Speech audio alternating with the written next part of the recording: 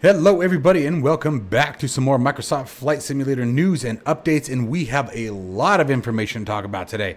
The Fenix A320 had a massive update including some new features. We have new aircraft that were rolled out, we have a new helicopter that is rolled out, and a couple of other pieces of information that I would just like to share with you, so stick around.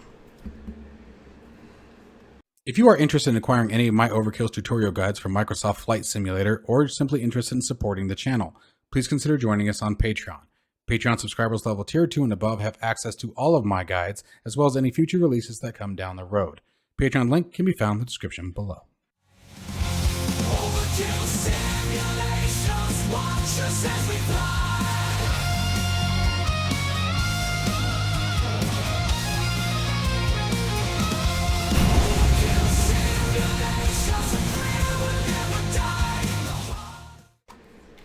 All right, guys, so first up, the Fenix, I always want to say the Fenix fly-by-wire, and I don't know why. The Fenix A320 has received a huge update. I highly recommend that if you guys haven't checked it out, go to the Fenix website and check out the changelog. You can also see it during the installation folder or process if you're updating it. But the big thing is that now you have a version with sharklets. Now, one of the things they also did is the different variants of the Fenix A320 now have shared camera views, so you don't have to jump from a sharklets version to the standard wing. And then have to reset all your camera views, which is what you used to have to do. So that is the really cool part for me. Like, very simple. For me, the simple stuff really matters. Like, it gets annoying having to reset my camera views based on things like that. But this thing has a ton of bug fixes. It has EFB changes, avionics changes, flight model changes, sound, texture. It is a really, really big changelog, you guys. So make sure that if you guys haven't already, that you update your aircraft. If you have not purchased the Fenix A320, here's what I will say. You have the freeware 8 fly-by-wire A320, okay? And it is a great start. It absolutely is. If you are looking for the highest fidelity and, dare I say, study level version of the A320, the Fenix is the way to go. The Fenix is more complex. The Fenix is more intensely developed, I guess. And I use the word intensely because it is... it requires you to pay attention more. It's not as forgiving as the fly-by-wire.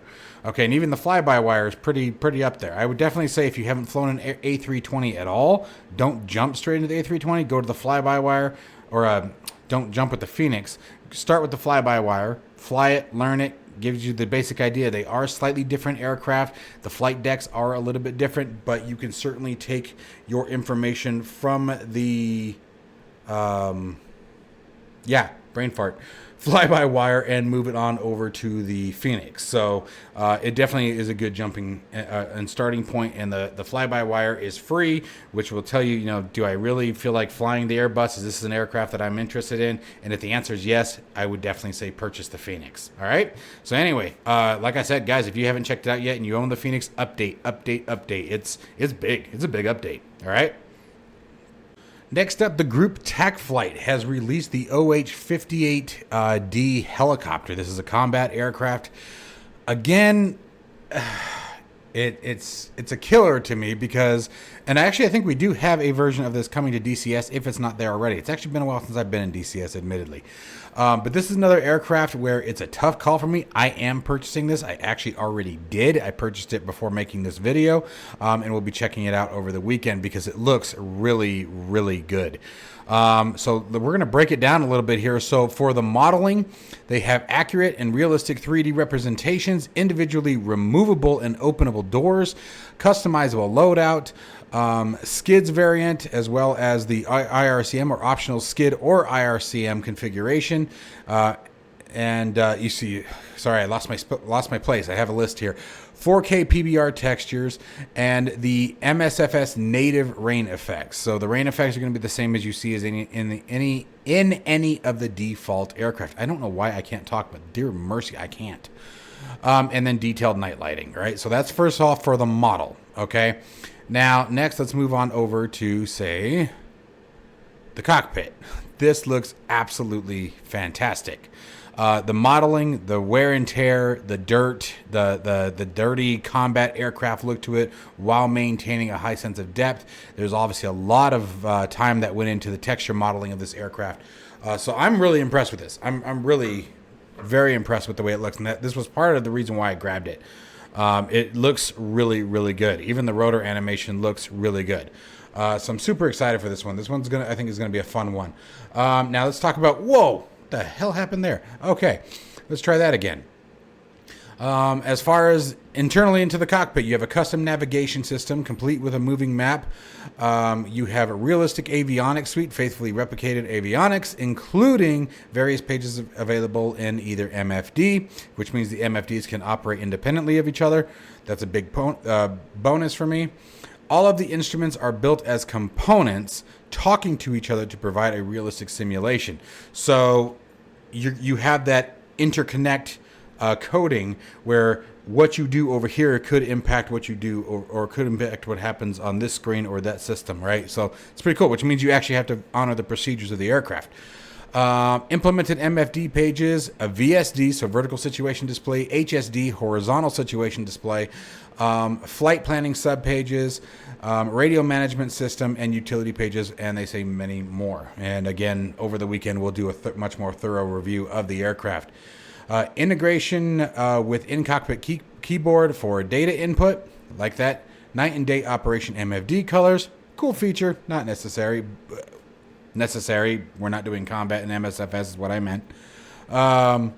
Ability to display the nav data. MGRS, MGRS is a form of coordinates that is often used, for example, one of the methods that is used in the A-10 Thunderbolt 2, the HOG, for establishing ground coordinates for a ground strike. Okay, so it's just another means of it's a grid system is what it is, and then longitude and latitude support as well. Realistic startup procedures, flight dynamics, realistic flight behavior based on available aircraft parameters. So I didn't see anything that said that this was like put together with the help of real world pilots. So I'm not sure what that means as far as the parameters. Are we talking about documentation, or are we talking about, like, this sort of worded weird? Are they referring to the loadout of the aircraft is going to change the way that the aircraft handles, which both are cool, right? And an MMS camera, fixed forward position camera, made using in-game synthetic vision technology.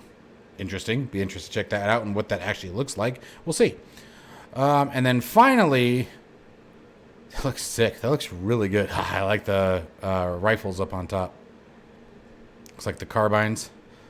Yeah, this looks good, dude. Oh, the book. The book is in place of the electronic flight bag, where most aircraft have an EFB. This still has the same kind of situation, but it's labeled as the pilot book. So keeping the interior of the cockpit looking legit and the way that you would expect to be should you ever get the opportunity to step into the real aircraft, where in this case they've kept the book so that way you don't get that immersion breaker or that, well, that doesn't belong here, right? While having all the same controls that you would find in an EFB. That looks really good, dude. Yeah, I think I'm going to have fun flying this. We'll see what happens over the weekend, guys.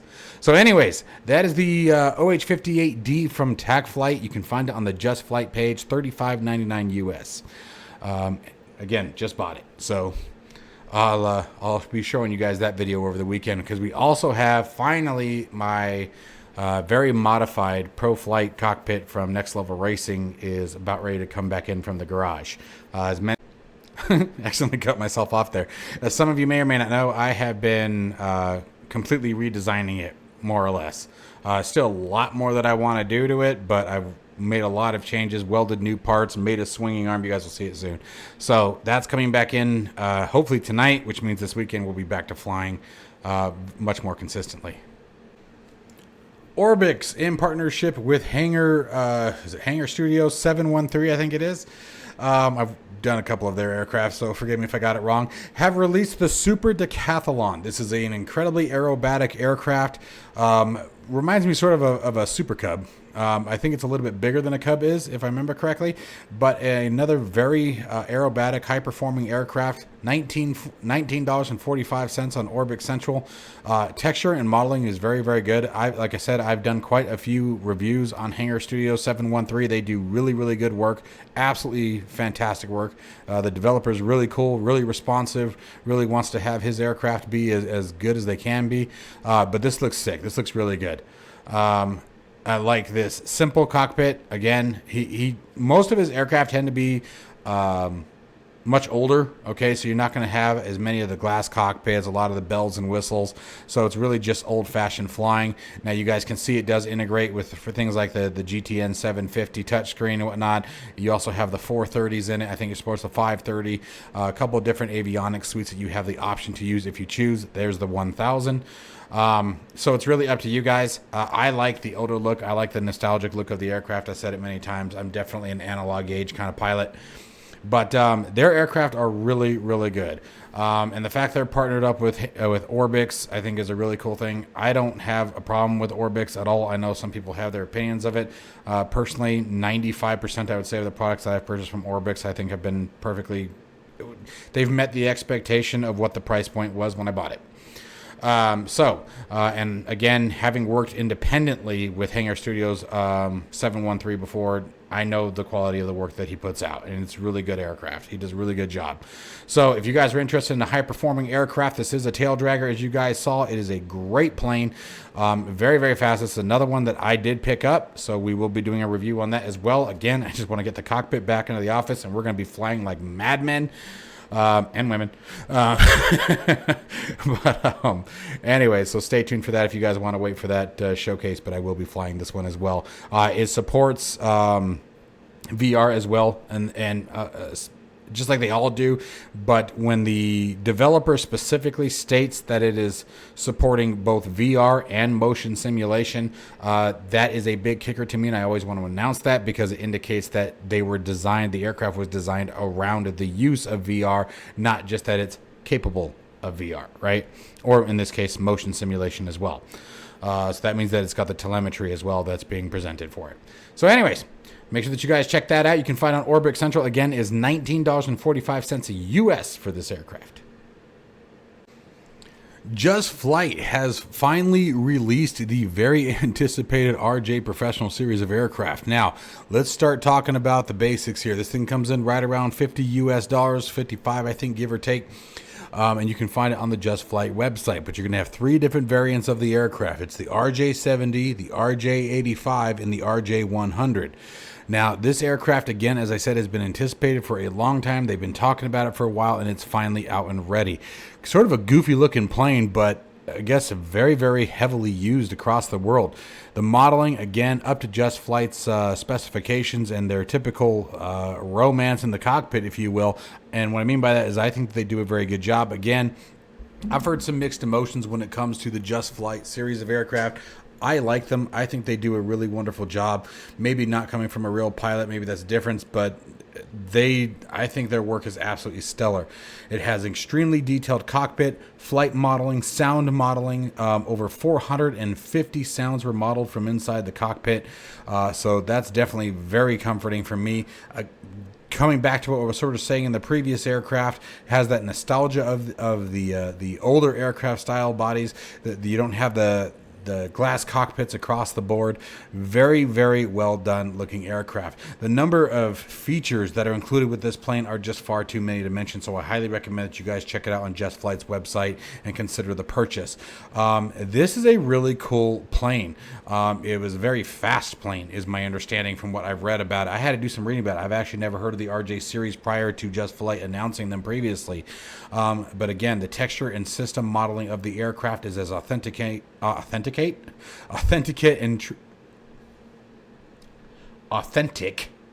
and true to life as it can be, is my understanding. They've done a really good job with that. Where is happening with my camera here? There we go. Hi. Anyway, but the aircraft looks really, really good. And when it comes from a modeling standpoint, I actually think it's one of the best that they've ever done. They've really done a fantastic job with this one. Whether it be interior, exterior, the aircraft looks just badass. I think the way the I don't know what you call those. I mean, they can't be spoilers because you have spoilers here, but they're part of the reverse system because you can see here that they don't actually have the reverse thrust buckets. So they're obviously a very intense drag system is what they are, but very weird. I've never seen anything like that before. I think what's weird to me about this aircraft is you've got the 4 engines that are so tight together on what looks like a small wing base in comparison to the rest of the aircraft. Like you with being a 4-engine aircraft, I would just expect bigger and wider, right? It's very small 4-engine aircraft, but yet inside the cabin pictures, it looks absolutely fantastic. See, like that, look at that. So they've got to be like just their version of the speed brakes is what they must be, because there they are deployed on the approach. So interesting way of flying. Definitely going to be different, I think, than anything else that we're used to flying in the sim today. The lighting, texture modeling, again, looks great. Like I like the stair lights and everything. It looks fantastic. The cabin, I think this is the best cabin they've ever done. I really do. The cabin looks to be the most detailed and the best texturing modeling that they've ever done to date yet, in my personal opinion. The cabin looks absolutely fantastic. You can see there's the light reflections coming directly off of the instruments, although they look a little weird and out of place. I'm not going to lie. Maybe that would be right, but I guess it's hard to tell without being in the seat looking at the angle, but the reflection looks like it's in the wrong spot. But it looks good. This looks really good. I'm really impressed with this one. So anyway, I will be picking this up. Now, I've already got a list of things going on, so it won't be this week. But I do want to check this out. I have been following the development of this aircraft for quite a while, so if you guys are interested, it is out. It is released. Again, JustFlight's website, a little bit over $50 US in order to pick it up. And of course, last but not least, I am definitely going to once again announce, you guys, if you haven't already known, I do have a second YouTube channel that I'm getting off the ground here, and I would really love you guys' help in helping me get it off the ground. So if you guys are interested, there is a link to it down in the description below. This is going to be everything outside of flight simulation, with the exception of DCS World. There will be probably a lot of DCS World that goes on this channel as well. But it's everything else. We are going to be doing, right now we're working on a couple of survival simulators. We've got another survival sim that I want to play. There's going to be farming sim. We're going to be doing farming sim, Farm Simulator 2025, and that releases on the 12th. We're going to be doing American Truck Simulator, racing sims. It's going to be literally a catch-all for everything else that I like to do, and I just wanted to bring you guys along. I have a lot of fun. The nice thing about these kind of games with me is I act like an idiot sometimes, even, and I know I do it in flight simulation too.